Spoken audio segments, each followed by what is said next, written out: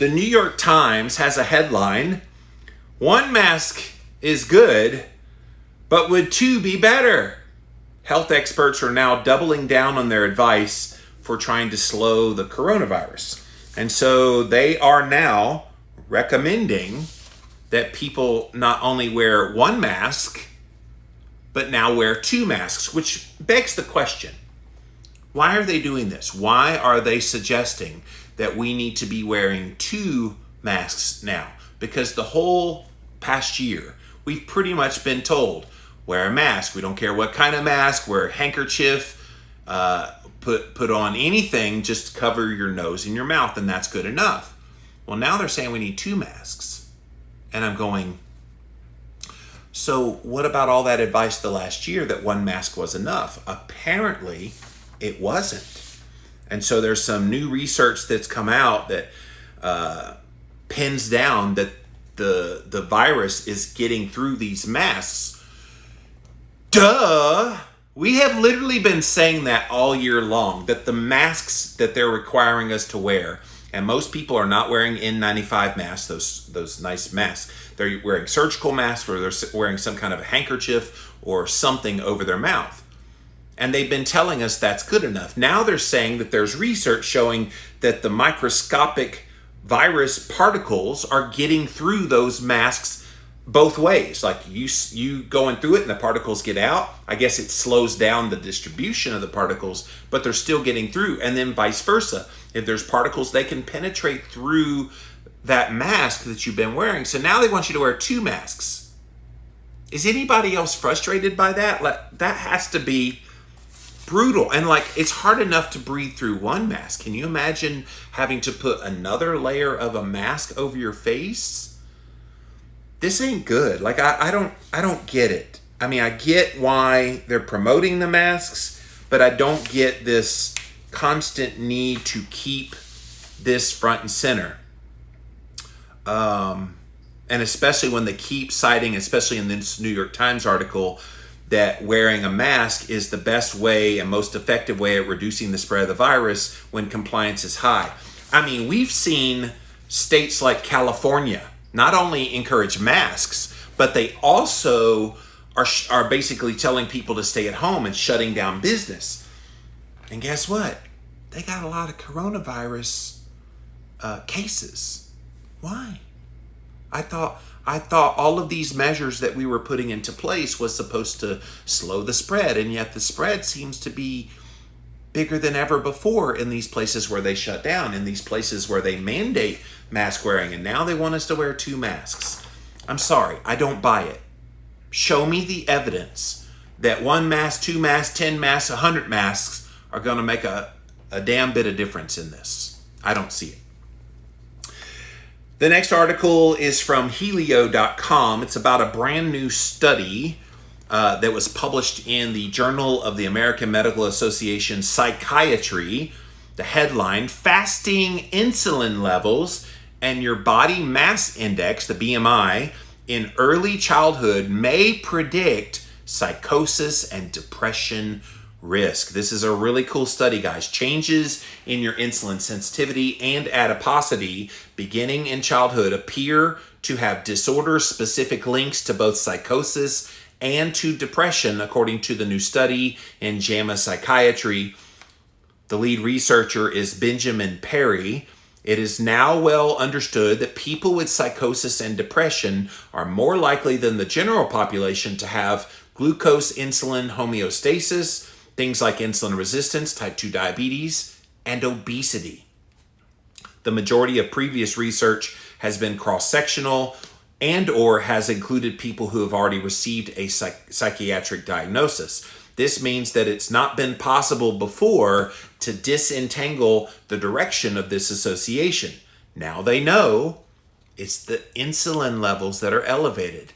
It's the body fat that is on these people that predisposes them to psychosis and depression. And this makes total sense. If you've ever heard of the GAPS diet, GAPS, Dr. Natasha Campbell McBride, and brilliant book. And she made the connection many years ago that your stomach is basically a second brain. Your gut inside of your gut, you have a second brain. And as your gut goes, meaning your metabolic health, meaning what you eat impacting your hormones, as your gut goes, so goes your brain. And so if your gut health, your second brain, is out of whack, why do we not put the pieces of the puzzle together and assume that this brain up here is going to have consequences as well? And it's psychosis, and it's depression.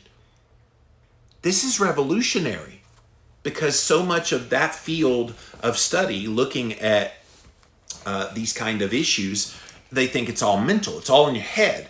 Now we know it's not just mental, it's physiological. But it's always been physiological, and it's great that we now have a study that's looking into that. You can definitely look that up, again, in the journal JAMA Psychiatry, and it's from the researchers Benjamin Perry of the Inflammation and Psychiatry Research Group at the University of Cambridge. Really, really fascinating. All right, next headline. Do you remember eating Girl Scout cookies when you were a kid?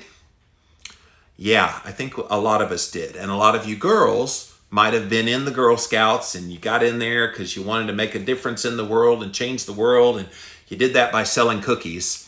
I guess it was brilliant marketing for them to have Girl Scout cookies, and now they sell them like in stores and everything. Well, there's something about the Girl Scout cookies that may give it a bit of a black eye now. Child labor has now been linked to the palm oil found in Girl Scout cookies.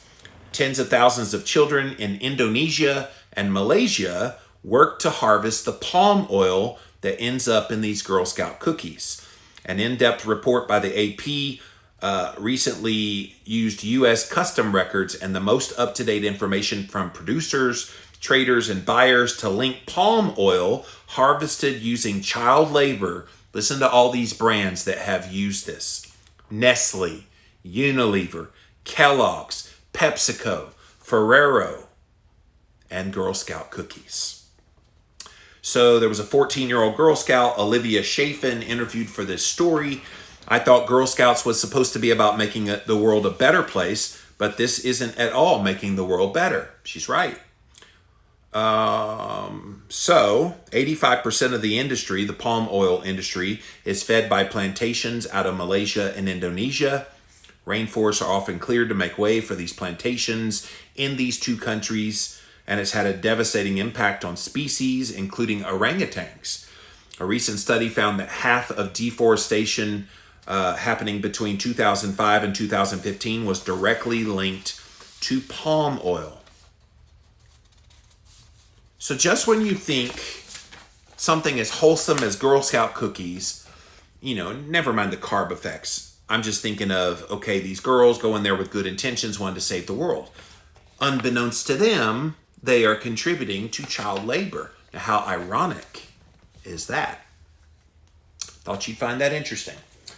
And the last one, fight off disease by making this one change to your nighttime routine.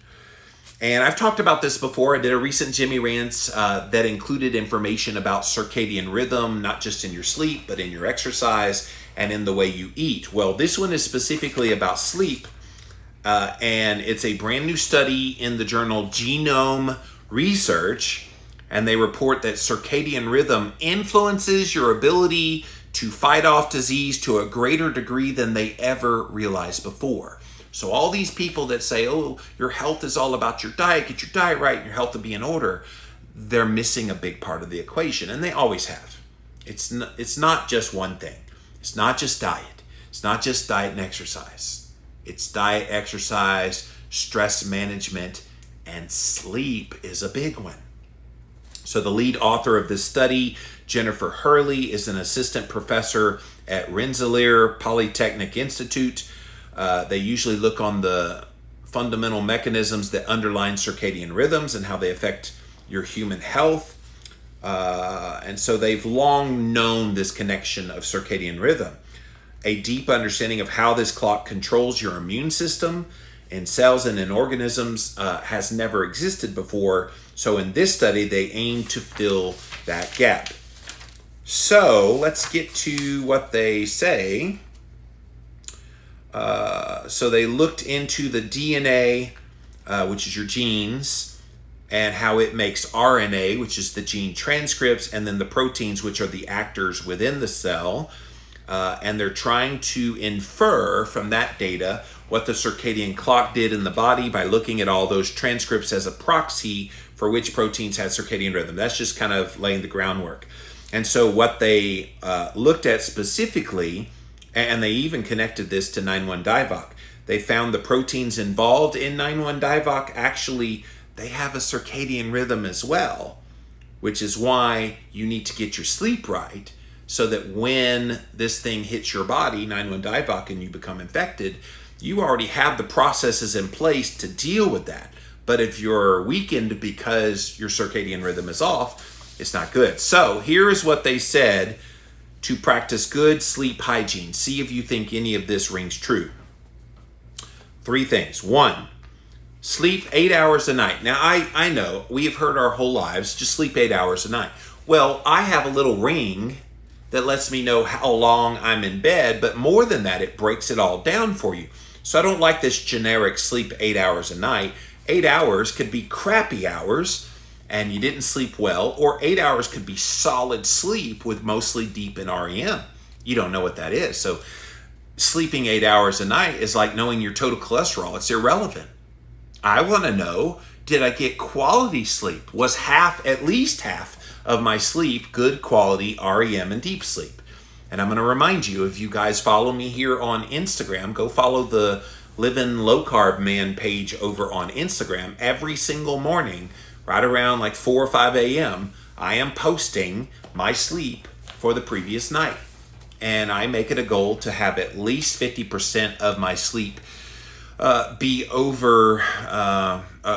deep in REM. And I like to get at least 3 hours total of those two. I want to say today I had about 1.5 hours of both last night. So that's pretty good sleep. And that's what you're looking for. Yeah, so that's the goal. So 8 hours a night doesn't really tell you a whole lot. I want to see the breakdown. Number 2, don't expose yourself to bright lights at night. And no, I don't. When the sun goes down, so do all my lights. And in fact, I start getting droopy eyes. So my body's already telling me, don't get exposed to more light. So I start having the lights down. It's one reason I go to bed probably a little bit earlier than most people. But then I'm up earlier than most people. And that leads to the third one. Keep a regular daily schedule as much as you can. Try to go to sleep about the same time every night. What that does is it enables your body to naturally know the circadian rhythm of your sleep at night, and then you naturally wake up in the morning, as it says here, without using an alarm clock. I don't remember the last time I woke up to an alarm. I just don't need it. I'm up before everybody's alarm goes off anyway. If you watch my social media, by the time you wake up, I probably have about 3 posts up. And about 6 or 7 stories up on Instagram. Like, that's just how productive I am early in the day. But then I'm asleep when a lot of you guys are watching TV or going out in the town at night, But that's my circadian rhythm. So pretty cool, huh? Nice study that says all of this is the key to fighting disease, including 9,1-divock.